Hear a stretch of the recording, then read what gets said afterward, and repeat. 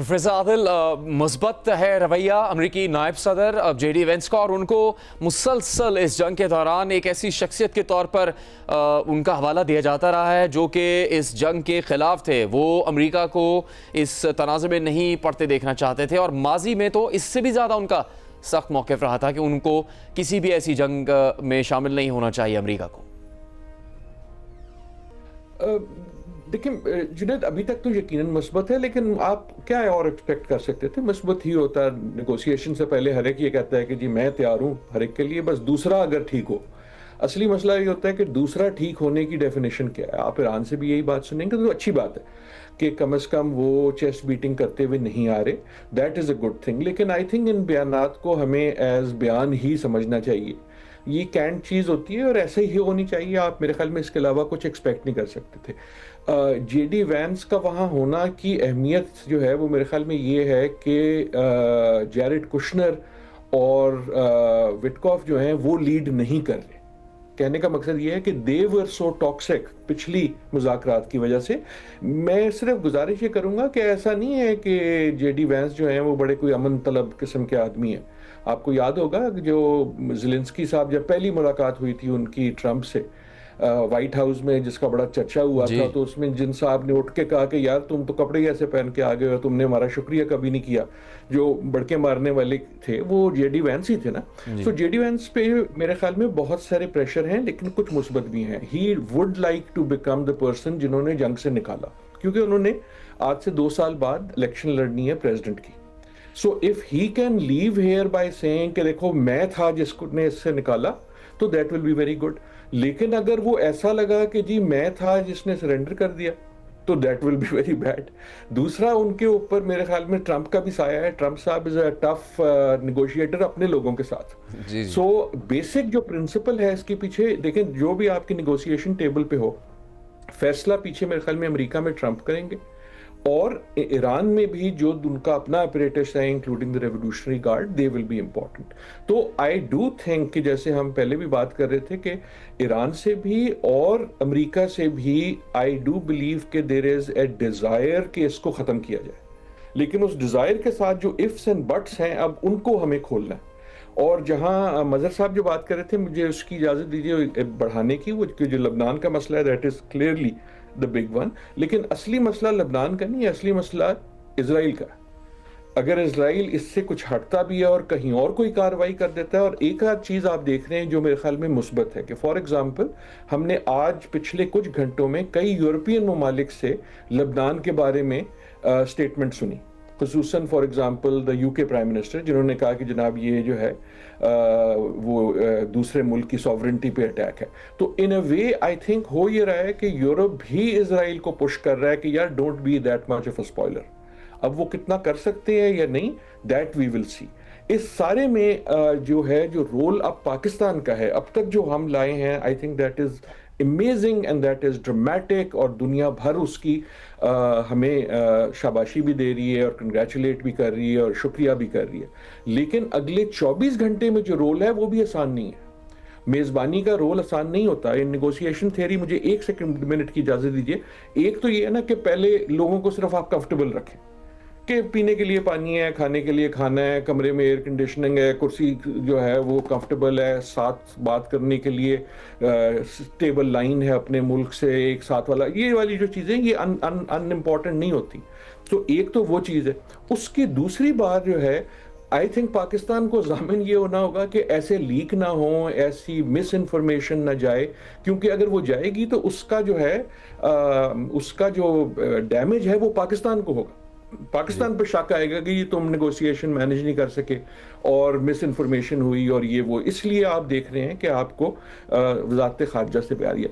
तीसरे लेवल पे जो प्रोसेस मैनेजमेंट है, दैट इज़ वेरी इंपॉर्टेंट। कौन किधर बैठेगा, कौन किससे हाथ मिलाएगा, वो अकेले मेज़बान मुल्क नहीं करता, लेकिन मेज़बान मुल्क इज मीडिएटिंग दैट कि क्या सिस्टम होगा जिससे जो है फ़रीक़ैन भी खुश रहें, एक्सेप्ट करें, और जो कंड्यूसिव हो नेगोशिएशन के लिए। और फाइनली जब बात होगी तो उसमें बहुत टेम्परेचर बढ़ेंगे, उसमें चीखें भी होंगी, चीखें हो या ना हो, लेकिन उसमें गुस्सा भी होगा, ये भी होगा।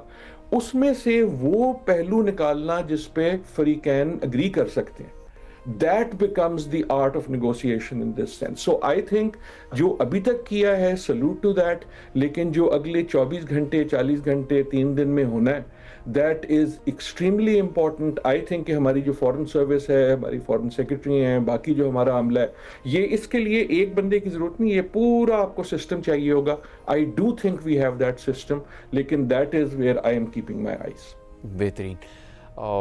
बहुत ही ज़्यादा हसास है ये सारा अमल और इसमें आगे बढ़ना और पेशरफ्त को मुमकिन बनाना जब पाकिस्तान हकीकत में इन मुज़ाकरात की मेज़बानी शुरू करेगा। लेकिन वो वक्त अब बहुत ज़्यादा दूर नहीं है, चूँकि अमरीकी सदर रवाना हो चुके हैं अमेरिका से अपने मरीन 2 हेलीकॉप्टर में, वो एयरबेस पहुँचे और फिर वहाँ एयरफोर्स 2 अपने खुसूसी जहाज़ में वो पाकिस्तान के लिए रवाना हो चुके हैं। जिस तरह डॉक्टर आदिल नजम ने कहा कि इस वक्त तो वो मुस्बत बात ही करेंगे, लेकिन जब मुज़ाकरात होंगे, जब वो सब मामलात को तय करना है जिसकी वजह से ये जंग मुस्तकिल बंद हो सकती है, तब असल इम्तिहान शुरू होगा। डॉक्टर मिनास, क्या आपकी इस राय क्या है अमरीकी नायब सदर के रवैये से, उनके इस सफ़र पर रवाना होने से पहले वाले बयान की, और ये भी मद्देनज़र रखते हुए कि वो कदरे एक नौजवान शख्सियत हैं, वो पूरी अमरीकी तारीख़ के दूसरे नौजवान तरीन नायब सदर हैं, वो हम सबसे उम्र में कम हैं, वो सिर्फ 40 बरस के हैं। जी जुनैद, अगर आपने ख्याल किया हो, जब से ये ईरान और यूएस इजराइल की ये वॉर शुरू हुई है, तो जेडी वेंस जो थे वो एक तरह से सीन से आउट थे। तो सारे यही कह रहे थे कि he was not in support of this war, वो इस वॉर को सपोर्ट ही नहीं कर रहे थे। सो अभी का ये स्टेटमेंट जो है, हम लोग जब इंटरनेशनल पॉलिटिक्स की बात करते हैं तो हर एक स्टेट का अपना एक नेशनल इंटरेस्ट होता है। वो यूनाइटेड स्टेट्स का भी है, वो ईरान का भी है, वो पाकिस्तान का भी है, इसी तरह बाकी दूसरे ममालिक हैं जो इस पीस प्रोसेस में का हिस्सा थे। या इजराइल की अगर हम बात करें तो उनका तो एक बहुत, मैं कहूँगी कि ग्रेटर प्लान है या ग्रेटर एजेंडा है जिसके ऊपर वो बात कर रहे हैं। लेकिन डॉक्टर नजम ने एक बहुत अच्छी बात की कि अमेरिका जो है वो रैंप आउट चाह रहा है, तो यहाँ पे पाकिस्तान का रोल बहुत इम्पोर्टेंट हो जाता है, इसके साथ साथ ईरान का भी हो जाता है। ईरान ने अपने 5 पॉइंट्स दिए हुए हैं और मेरे ख्याल में वो बहुत मुनासिब पॉइंट्स हैं, क्योंकि ईरान को इस जंग में बेशक ईरान ने रेजिस्टेंस की है और आखिरत तक की है, लेकिन नुकसान भी बहुत ज़्यादा हुआ है। और स्ट्रेट ऑफ हॉर्मुज़ एक ऐसा चोक पॉइंट मैं कहूँगी कि जिसने पूरी दुनिया की इकोनॉमी को एक तरह से फ्रीज कर रहा था। सो उस तनाजुर में अगर हम लोग देखें तो ईरान के 5 पॉइंट्स जो हैं वो बहुत मैं समझती हूँ कि इतने ऐसे नहीं है कि जिनको एक्सेप्ट ना किया जा सके।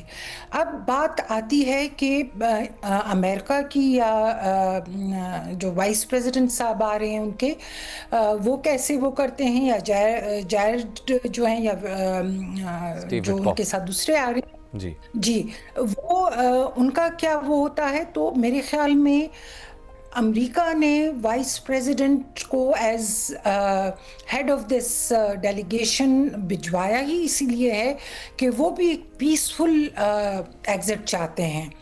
इज़राइल का अब ये है, एक बात मैं आपको कहूँ कि Israel would never agree on any peace process, whether it is with Iran या लेबनान की बात है, क्योंकि बात उनकी वही आ जाती है। मैं वो उसमें जाना नहीं चाहती बहस में कि उनका वो जो ग्रेटर इज़राइल का आइडिया है या बिब्लिकल प्रोफेसी है या जुडाइज़म में जो जिस तरह से वो देखते हैं, तो वो नेतन्याहू का शुरू से ही एजेंडा रहा है और he would not agree to any of the point on. Doctor Minas, आज भी जो इस्राएली वज़ीर ख़जाना स्मोट्रिच वो ये कह चुके हैं अपनी एक तकरीब के दौरान बात करते हुए कि इस्राएल की तो सरहदें जो लबनान के इलाके हैं और फिर सीरिया तक की वो उन्होंने ख्वाब देख रखे हैं। एग्जैक्टली जी, सीरिया है आपका, लेबनान है, पार्ट्स ऑफ इराक है। ईरान जो है उनको वो रेजिस्टेंस दे रहा है जी। अब उसके बाद जितने ममालिक होंगे, मुसलमान ममालिक पर्टिकुलरली मैं कहूँगी कि जो रेजिस्टेंस का सबक बन सकते हैं या उनके लिए वो महसूस करते हैं कि थ्रेट हैं तो they would be their target, next target I would say. लेकिन इसमें ये है यूनाइटेड स्टेट्स के प्रेसिडेंट, वाइस प्रेसिडेंट और बाकी जितने भी पीस प्रोसेस पे यकीन रखने वाले हैं वो एक तरफ है, दूसरी ज़ायनिस्ट लॉबी या जो इज़राइल लॉबी है दैट इज़ वेरी स्ट्रॉन्ग, तो उसको भी आपने मद्देनज़र रखना है। तीसरी बात ये कि नवंबर में आपके यूनाइटेड स्टेट्स में मिड टर्म एग्ज़ाम हो रहे हैं, तो अगर प्रेसिडेंट ट्रंप या रिपब्लिकन पार्टी ने अपना वोट सिक्योर करना है तो उनको, क्योंकि अमेरिकन जो है, majority of American they do not want war. 4000 तक लोग कहे जा रहे हैं कि वो मर चुके हैं इस जंग की बाइस। हमें ये सिर्फ वो फिगर मिल रहे हैं जो हमें मीडिया से मिलते हैं या ऑफिशियली मिलते हैं, लेकिन नुकसान उससे बहुत ज़्यादा हो चुका है।